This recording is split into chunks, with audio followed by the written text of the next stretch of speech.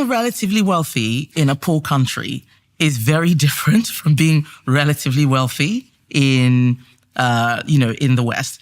For me, being relatively wealthy meant that we had a car, and we, certainly up until I was about 13, we had running water. After 13, we stopped having running water.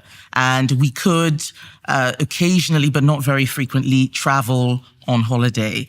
But we didn't have electricity a lot of the time. So it's an experience that comes from just being in a poor country, that even when you have a bit of money, you still experience life like people who don't have any. So no electricity, eventually no running water, lots of fuel shortages, but I was never hungry. So that's what I mean by that.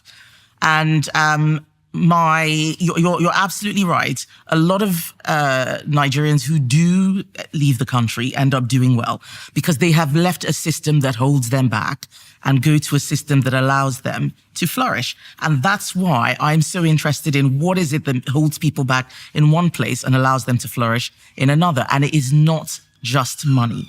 It is many of the things that go with culture, the attitude to entrepreneurship, whether you live in a high trust or a low trust society. It's a very low trust society. You get a lot of clan behavior. But it is also, it's a very competitive place. So if you grow up in a very competitive culture and you then live in a place where competition is allowed and is allowed to flourish, you will very likely do well. And I think that's one of the things that explains the factors when people look at the demographics.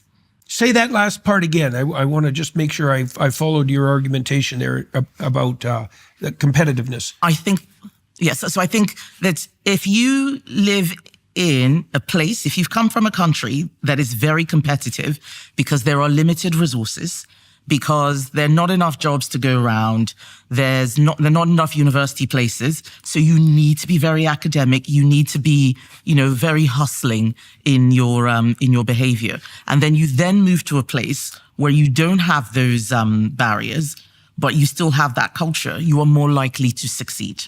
And I think that is what explains some of the success of, I think it's West Africans, not just Nigerians. Right.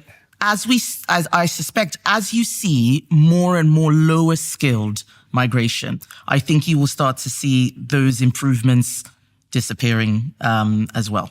I think that's one of the things. I remember seeing a study that mentioned that. So, the relative class of the people who move makes a difference. And it's one of the reasons why I say it's not just about the country people come from, but who is coming, what skills are they bringing, and do they want the place to succeed? Right. Well, and that's not even precisely class in the Marxist economic sense. It's more like level of intrinsic aspiration.